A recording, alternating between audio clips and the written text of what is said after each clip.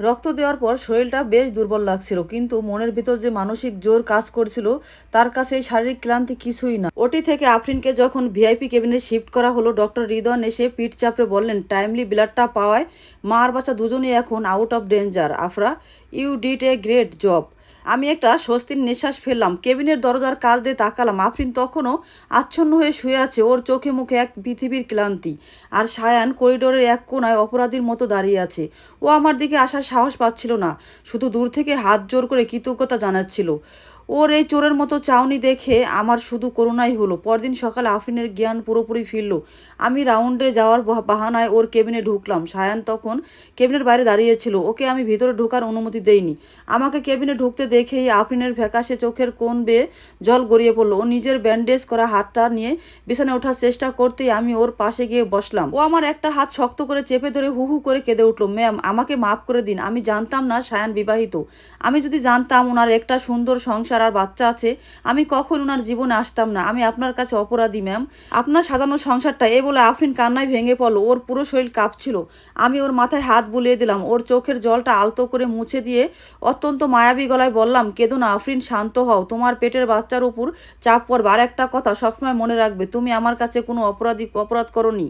তুমি পরিস্থিতির শিকার। এখানে সব দোষ সায়নের। ও নিজের লোভ আর চতুরতা দিয়ে আমাদের দুজনকে অন্ধকার রেখেছিল। তুমি তো সরল বিশ্বাসে ওকে ভালোবেসেছো, তাই নিজেকে আর অপরাধী ভেবো না।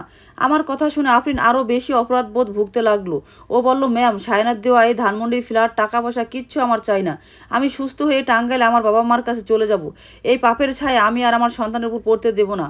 আমি আফরিনের হাত দুটো নিজের হাতের মুঠোয় নিলাম আর চোখের দিকে তাকিয়ে দৃঢ় মমতাময়ী হাত গলায় বললাম, না আফরিন, তুমি কোথাও যাবে না। আমি চাই তুমি সায়নের কাছেই থেকো, তোমার সন্তানের জন্য। সায়নের প্রতি আমার সমস্ত ভালোবাসা, শ্রদ্ধা আর অধিকার কাল রাতেই শেষ হয়ে গেছে। আমি সায়নকে ডিভোর্স দেওয়ার ব্যবস্থা করব। পারভেজ ভাই অলরেডি পেপারস রেডি করেছেন। কিন্তু আমি কখনোই চাই না তোমার নিষ্পাপ বাচ্চা পৃথিবীর আলো দেখার আগেই তার বাবাকে হারাক। বাবার অধিকার থেকে ও কেন বঞ্চিত হবে? আফরিন স্তব্ধ হয়ে আমার দিকে তাকিয়ে রইল। ও যেন বিশ্বাসই করতে পারছিল না একজন প্রথম স্ত্রী এতটা উদার হতে পারেন। আমি ওর ব্যান্ডেজ করা হাতের উপর আলতো চাপ দিয়ে বললাম, সায়নের উপর আমার আর কোনো দাবি নেই। আইনিভাবে আদিবের পুরো কাস্টডি আর সায়নের সম্পত্তির একটা বড় অংশ আমার আদিবের নামে লিখে নিয়ে আমি সায়নকে আজীবনের জন্য মুক্ত করে দিচ্ছি। সায়ন এখন থেকে শুধুই তোমার আর তোমার বাচ্চার। তবে আফরিন, তুমি আর এই ভুল দ্বিতীয়বার করবে না। আমাকে কথা দাও, নিজের জীবন শেষ করে দেওয়ার মতো বোকামি আর কখনো করবে না। সবসময় মনে রাখবে, তোমার শরীরে আরেকটি প্রাণ বড় হচ্ছে। তোমার এখন শক্ত হতে হবে। আফরিন আমার হাতে চোখের জল ফেলে মাথা নাড়ল। ও ফিস ফিস করে বলল, আমি কথা দিচ্ছি ম্যাম, আমি আর কখনো ভেঙে পড়বো না। আপনার এই রক্তের ঋণ, এই উপকারের ঋণ আমি সারা জীবনও শোধ করতে পারবো না। আমি কেবিন থেকে বের হয়ে এলাম। করিডোরে সায়ান দাঁড়িয়েছিল। ও আমার সামনে এসে অপরাধী গলায় বলল, আফরা, তুমি কি সত্যি আমাকে কোনোদিন মাফ করবে না? আমি আফরিনকে ওর বাসায় রেখে তোমার কাছে চলে আসবো। থামো সায়ান। আমি হাত তুলে ওকে থামিয়ে দিলাম। তোমার এই দুই নৌকায় পা দেওয়ার স্বভাবটা আর গেল না।